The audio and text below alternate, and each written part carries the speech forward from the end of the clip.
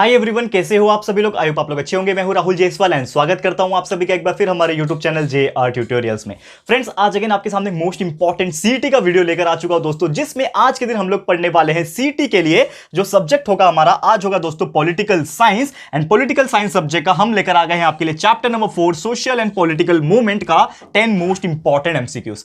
जी हां दोस्तों, आप जानते ही है, जैसे कि हमने आपको बताया था कि हम लगातार आपके लिए 25 दिनों तक वीडियोस बनाने वाले हैं, अलग अलग सब्जेक्ट्स के हर चैप्टर्स को कंप्लीट करेंगे और उसके मोस्ट इंपॉर्टेंट एमसीक्यूज जो हमारा पूरा एक्सपीरियंस है 7 to 8 इयर्स का, वो हम लोग पूरा डाल के वो क्वेश्चंस को निकालेंगे ताकि आप लोग को वो क्वेश्चंस हम प्रोवाइड करें, उसके आंसर्स बताएं, उसके पीछे का कंसेप्चुअल नॉलेज और लॉजिकल आंसर बताएं ताकि आपको उसको याद रहे। और जब भी आप सीटी का एग्जाम दोगे 21 अगस्त के दिन जो होने वाला है, आप इनमें से अगर पढ़ के जाते हो तो हो सकता है इनमें से क्वेश्चंस कुछ पूछ ले, हो सकता है इसके रिलेटेड जो कंसेप्चुअल नॉलेज दे रहा हूं उसके रिलेटेड बहुत सारे क्वेश्चंस पूछे, तो आपको प्रिपेयर करने के लिए बड़ी आसानी होगी। इसके लिए हम मेहनत कर रहे हैं एक्स्ट्रा आपके लिए। और साथ ही में आप देख सकते हो हमारे इस पर्टिकुलर बोर्ड पे लिखा हुआ है मैंने डे 8, तो 8वां दिन है। लगातार 20 से 25 दिन मैंने प्रॉमिस किया, यानी इसके पहले लगातार 7 दिन तक भी हमने वीडियोस बनाए हैं, हर दिन 4-4 वीडियोस अलग अलग सब्जेक्ट के एमसीक्यूज वाले वीडियो अपलोड किए। तो आप जाके ना, आपको आसानी के लिए हमने प्लेलिस्ट भी बना दिया है, ठीक है ना। तो प्लेलिस्ट भी हमारे चैनल के अंदर जैसे एंटर हो जाओगे तो ऊपर ही दिख जाएगा आपको 10 सीईटी का प्लेलिस्ट, जिसमें हमने हिस्ट्री, ज्योग्राफी, पॉलिटिकल साइंस का, एसएसटी का, फिर मैथ्स का, फिर साइंस का हमने प्लेलिस्ट बनाया हुआ है। तो आपको काफी ज्यादा आसानी होगा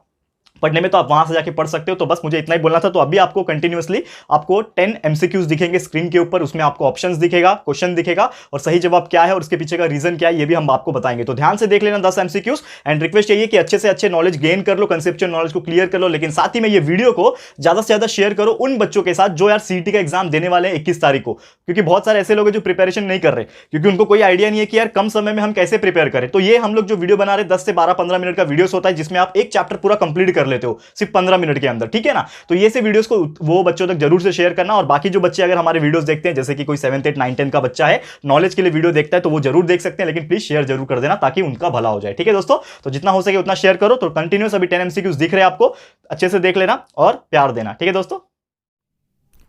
सो गाइस, हम आ चुके हैं हमारे स्क्रीन के ऊपर। जैसा हमने आपसे बोला था कि हम मोस्ट इंपॉर्टेंट 10 एमसीक्यूज आपको आज पढ़ाने वाले हैं। लेकिन स्टार्ट करने से पहले एक और चीज़ आपको बताना चाहूँगा। जैसे कि आप जानते हो दोस्तों कि आपका जो सीईटी का एग्जाम होने वाला है 21 अगस्त के दिन, ये एग्जाम 2 घंटे का होने वाला है और आपके जो क्वेश्चंस रहेंगे वो 100 एमसीक्यूज रहेंगे 100 मार्क्स के लिए, ठीक है दोस्तों। यानी कि अगर हम 1 मिनट के हिसाब से टाइम निकालें तो आपको हर मिनट में एक क्वेश्चन को सॉल्व करना है, यानी एक क्वेश्चन के पीछे सिर्फ 1 मिनट मिल रहा है। तो आपको यही 1 मिनट के अंदर क्वेश्चन को रीड करना है, उसको समझना है, उसके चारों ऑप्शंस को देखने हैं एंड वो चारों ऑप्शंस में से कौन सा करेक्ट आंसर हो सकता है, कंसेप्चुअल नॉलेज को याद करके उसको टिक भी करना है। तो ये सभी काम 1 मिनट में फास्ट होना चाहिए। इसके लिए आपको हैबिट हम डाल रहे हैं ताकि फास्ट चीजें आप लोग भी लर्न करके रखो। तो यहाँ पे आपको 10 एमसीक्यूज में बताऊंगा, इसमें से क्वेश्चन सबसे पहले हम रीड करेंगे आपके लिए और 4 ऑप्शंस भी बताएंगे क्या क्या है और इसके पीछे क्या आंसर है, क्या लॉजिक हो सकता है आंसर का और कैसे आप लर्न रख सकते हो, याद रख सकते हो ये चीजों को लंबे समय तक, ये भी आपको बताएंगे। तो वीडियो इंपॉर्टेंट है, एंड तक जरूर से देख लेना दोस्तों। तो सबसे पहले यहाँ पे आप देखोगे नंबर 1 क्वेश्चन एमसीक्यू, पहला क्वेश्चन है, dash is the main demand of the farmers movement, यानी कि जो किसान आंदोलन जो है दोस्तों, इसका मेन डिमांड क्या है। किसान आंदोलन जो हो रहा है अभी जो हो रहा है वो थोड़ा सा डिफरेंट है। करंटली 2021 में जो हो रहा है वो थोड़ा डिफरेंट है, लेकिन ये जो सिलेबस है आपका थोड़ा सा 2018 के हिसाब से बनाया गया है, तो 2-3 साल पुराना है। लेकिन अगर हम लोग बात करें फार्मर्स मूवमेंट का क्या डिमांड है, तो 4 ऑप्शंस आपके सामने हैं। Right to cultivate the forest land, यानी कि हम किसान का ये आंदोलन है कि फॉरेस्ट लैंड को उनको कल्टिवेट करने दिया जाए, ठीक है। दूसरा डिमांड है कि उनका जो एग्रीकल्चर प्रोडक्ट है, यानी कि जो भी वो खेतों में उगाते हैं उसका सही दाम उनको मिले, यानी राइट प्राइस उनको मिले।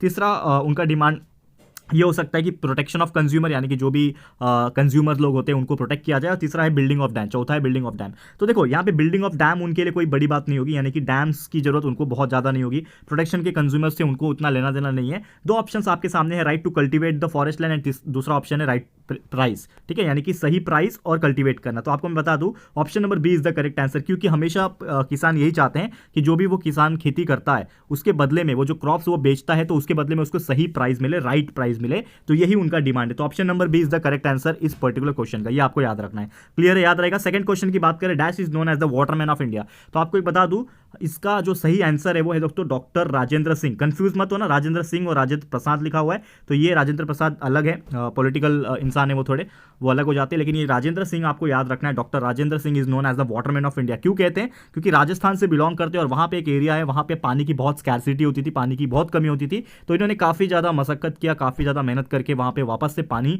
लेके आए अलग अलग तरीके से।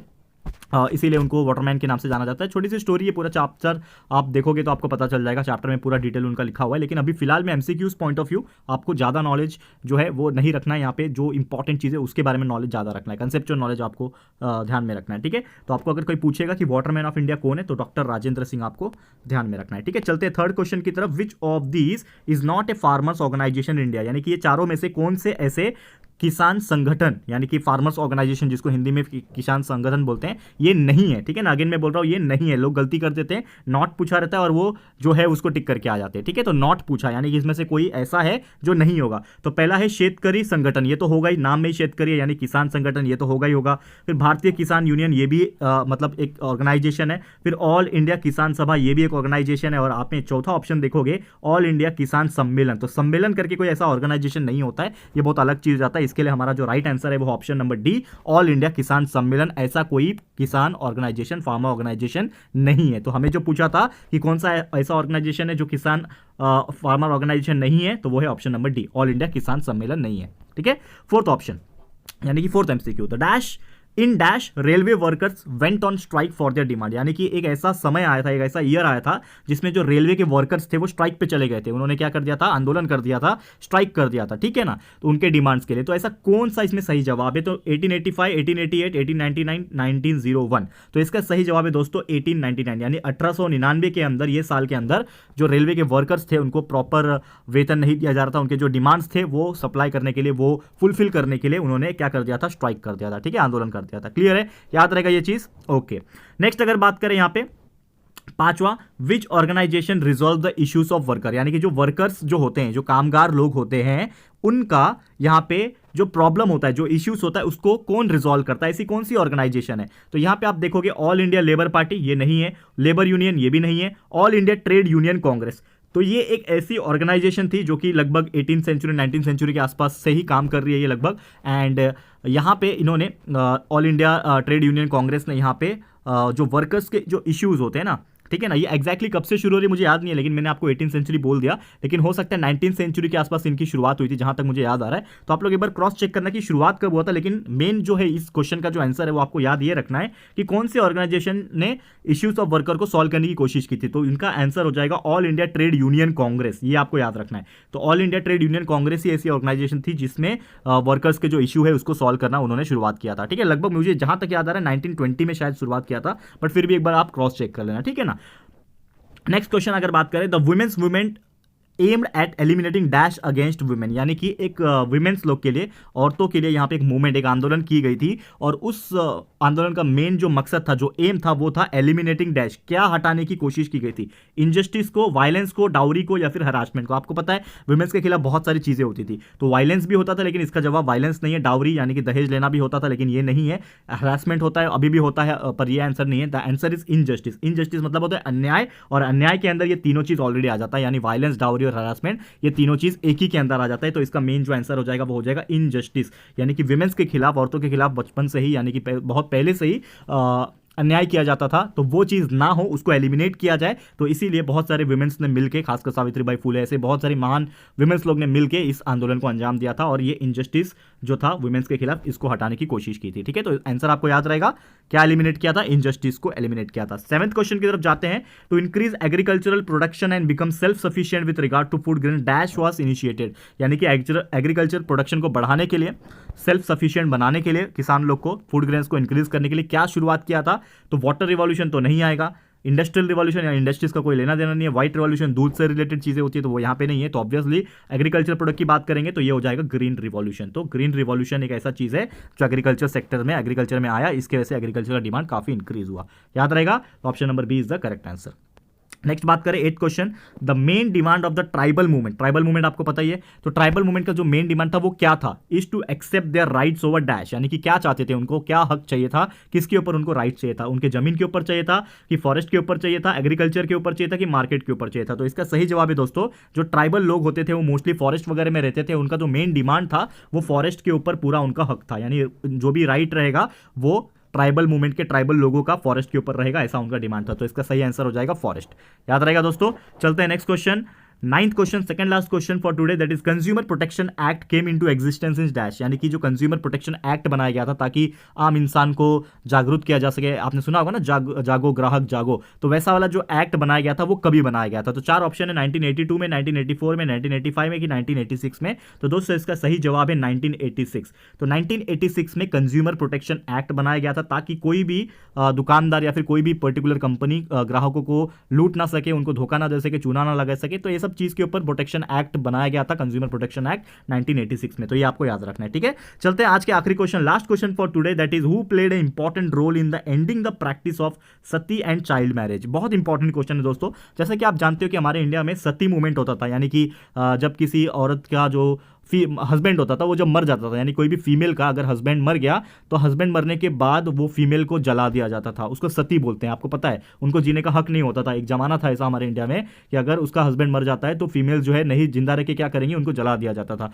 तो ये चीज़ ना हो, उसको हटाने के लिए बहुत ज़्यादा यहाँ पे कुछ वुमेन्स ने बहुत ही प्रैक्टिस किया, बहुत ही आंदोलन किया, बहुत इंपॉर्टेंट रोल प्ले किया। और साथ में चाइल्ड मैरिज भी होता था, आप जानते होंगे चाइल्ड मैरिज के बारे में, छोटे उम्र में बच्चों का शादी करवा दिए थे। तो ये सब चीज़ ना हो तो उसको रोकने के लिए बहुत इंपॉर्टेंट रोल प्ले किया था बहुत सारी फीमेल्स ने। लेकिन इनमें से, ये चारों में से कौन सी ऐसी फीमेल है जिसने अपना योगदान दिया था? तो आप देख सकते हो यहाँ पे फीमेल की बात भी नहीं है यहाँ पे। पहली बात तो 4 ऑप्शन आपके सामने, कहीं पे भी फीमेल वर्ड लिखा नहीं है, लेकिन आपको मैंने अभी फीमेल बता दिया था, यानी कि आपको एक हिंट मिल गया है कहीं ना कहीं। तो आपको याद रखना है। तो ऑप्शंस आप पहले देख लेते हैं। राजेंद्र सिंह है, इंदिरा गांधी है, सावित्रीबाई फुले है, महात्मा गांधी है। तो देखो इंदिरा गांधी जो है वो यहाँ पे 90s के जमाने में आई थी, तो ये तो नहीं होंगी, ठीक है। राजेंद्र सिंह की तो बात ही नहीं है। महात्मा गांधी जो है उनका जो रोल था वो इंडिपेंडेंस के लिए था, ठीक है ना, वो चाइल्ड और सती के लिए नहीं था। तो सावित्रीबाई फुले जो है ये ऐसे महान क्रांतिकारी के रूप में सामने आते हैं और इनका नाम जो है बहुत ही ज़्यादा फेमस है, सावित्रीबाई फुले का, जिन्होंने फीमेल्स के लिए, खासकर विमेंस के लिए बहुत बड़ा योगदान दिया है, खासकर सती और चाइल्ड मैरिज को हटाने के लिए। तो इसका सही जवाब है दोस्तों सावित्रीबाई फुले, आपको याद रखना है।